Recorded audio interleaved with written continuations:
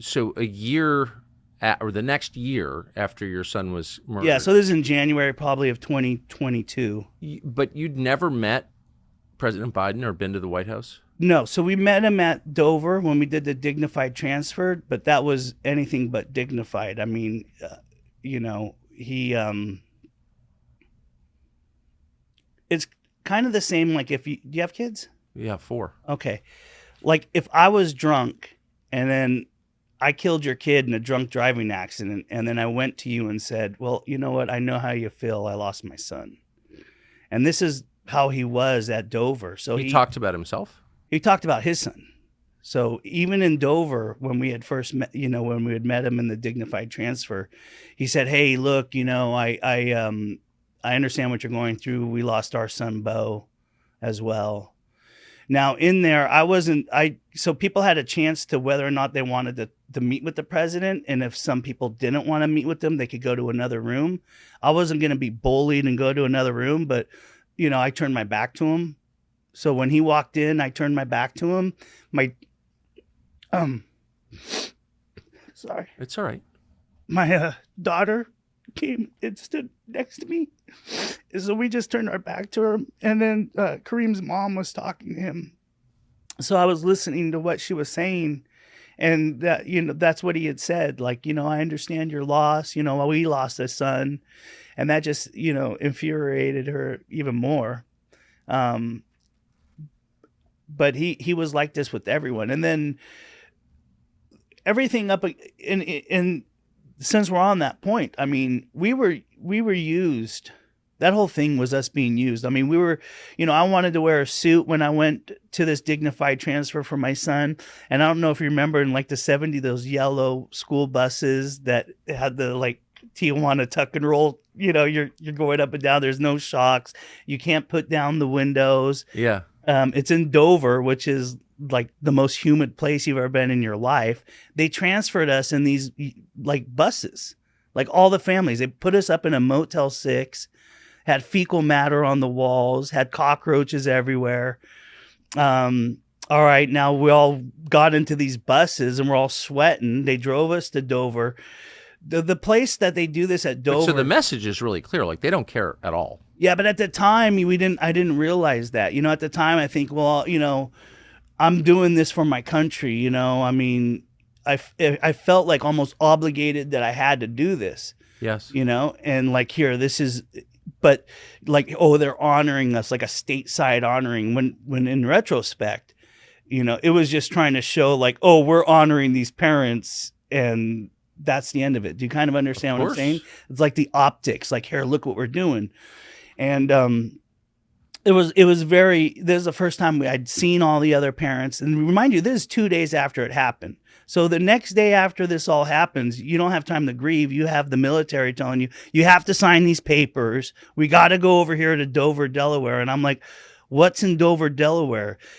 I have no idea what they're talking in any of this. I have to Google everything. I have to research what a dignified transfer is. I have no idea. And they're telling you, you just lost your kid. Now they're saying you have to go to Delaware and et cetera, et cetera. So when we go over there, it's already, and what I noticed, the first thing that I noticed when I went there, from being like a boss or a business owner, I was able to see a different perspective, is that they didn't really know what they were doing. They were reacting to how we would react. The time you spent in Dover receiving your son's remains, staying in the Motel 6 with human feces on the wall, between that and this State of the Union earlier this month, had you had any contact with Biden or the White House? Never. We've never had any contact with the White House or Biden. And we have reached out, or McCall and several families have reached out to, maybe have a round table with them, see what their thinking was, anything, honor us or not honor us, honor our children. Yes. Something. And they just refuse. I don't know why they hate us so much, to be honest with you. I have no idea. I mean, because you're a living reminder of their failure. But in America, we're supposed to, address those failures. I mean, he had an opportunity that he could have really rallied the country behind him Yes. very easily, by assuming any kind of responsibility. Hell, I know business owners that assume more responsibility for someone that gets hurt on their job than what he's done for these people. People that are held more accountable in drunk driving cases Yes. than this. And man, yeah, after 3 years, this guy, he just doesn't want to say anything about any of these kids. So how much contact have you had with the families of the other servicemen killed, the 12 other families? So yeah, there's since we've started trying to lobby to get answers, which was started last June. Yeah. These 6 families we talked every week in the capacity that we do for getting these answers. Do you think they have the same feelings that you do? Well, I would say on some things, yeah. As regard to Millie, I couldn't. What about the Biden administration? Oh yeah, 100%. 100%. We're united on that. And so you said at the outset that you wanted more information about what happened, Right. the events that led up to your son's death. Right. What do you wish you knew but don't? Okay, so we've made a lot of progress. So what happened was when this all happened, we didn't have the House. So any of the hearings, if you look at any of the Senate hearings that were there, they were all kind of biased. Like they all said, "Oh, no, this was great. We did a good job. Of course, we're gonna." It wasn't until McCarthy became Speaker that we actually had an opportunity to get the answers that we needed. So last June, we got an opportunity from Darrell Issa to do like a public. We went to Washington, and the premise was like, look, we don't know what's going to happen, but we're going to introduce you to McCarthy. We're going to introduce you to Scalise, McCall, and we're going to get you to know, because nobody knew our story. Nobody, it wasn't really out there. Maybe it wasn't to some degree in like maybe social media or something, because that's probably the only outlet that the parents had, like their Yes. Facebook or whatever. But there's a good portion of Americans that don't even pay attention to that. So, and I being one of them, I'm not on any of those that I could channel anything. And so when this opportunity came, they're like, look, we don't know what's going to happen. We don't know if there's anything, but we're going to go down there, and and every family of the 13 was invited to this. Like, here's what we're doing.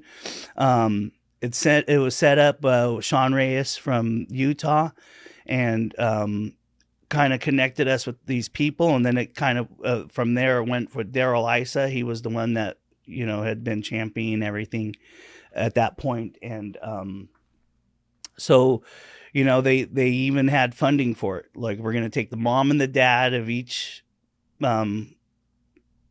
child, each service member, whoever wants to come, and we're going to go down to Washington and see if there's anybody that's interested in anything. So we went down there, we met these different offices. We told them our stories, because nobody knew really our stories, what had happened to us in Dover. And then really like the stuff that we were being told. So they had given us a whole bunch of lies. People are talking to the kids, people are talking to everyone that's coming back, and what the government is telling us is different from what these people that were actually there are saying. And so we're like, well, they're like, oh, there was no gunfire. Well, one of the Marines actually killed one of his aggressors. He like shot him and killed him, or I don't know if he killed him. So to say that there was no gunfire is absurd. Now, my son, before I sent him, or before he went to Afghanistan, I bought him when I was a kid, when we were kids, there was that Buck 110 knife that the Duke boys had. They had that with the bolster on it. So I bought my son one of those, but a switchblade. And I said, this is good for fast. If you need a knife, you can. It's a switchblade. And I bought him this, and he carried it on him. I have pictures of him in Afghanistan with it. Well, when the CACO, which is the Casualty Assisted Coordinating Officer, so every time that something happens in the military to your loved ones, you get assigned a CACO, and he's basically the liaison between the military and your family. I mean, everything from A to Z. You know, he's like your best friend. And so when he had come that night to my house, I had said to him, "Hey, look, you know, nothing else I wanted, except for that knife." You know, I told him, "Hey, I gave my kid this knife, and I want that. I want that back." And you know, he didn't. I just met him like 2 minutes ago, and he's all, you know, he listened to me. Well, on September 17th is when they brought my son, his body back, and so we, you know, it was a very nice, another kind of dignified transfer from Ontario Airport to where we live in Norco. He's buried like literally less than a mile from my house. And that whole way, you know, the streets are lined, American flags and people and everything. And then when we get to the cemetery, he pulls me in the back room and he pulls out that knife, you know, in the case. And I'm like, just happy. And for me, it was like, I put so much value in that knife, you know, like for some reason I felt like if I had that knife, it would eliminate some of my pain that I had, you know, that's something that we shared, and I give it to him. And when he handed me the knife, I looked at it and there was a hole right in the front. And the same case that we had when we were kids, you know, it's a leather case with a little button. It says Buck on it. Yeah. And there's a hole in it. And I'm looking at it and I'm excited. And I told him, "I'm, hey, Charlie, there's a hole from one of the BBs, you know, because IED, little BBs." And I'm looking at it and I pull the knife out. And the knife was like, had imploded inside the sheath. So it was hard to get it out of the sheath. You know, it was hard. And when I pulled it out, my gunny was like, he's a gunny. I think he got promoted, so don't be upset with me. But when I pulled it out, he's like, "That's not a BB hole. That's a bullet hole." And so when I took it home, I got one of my 5.56 bullets, and I got my dial calipers, and I started measuring the depth of the hole.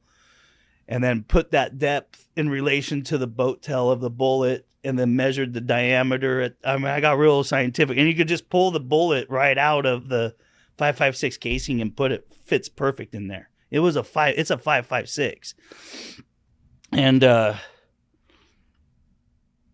you know, that's proof.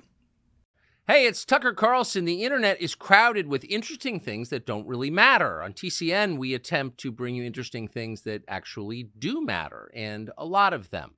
Interviews, long form and short, videos, documentaries. You can find all of it on tuckercarlson.com, and we hope you will.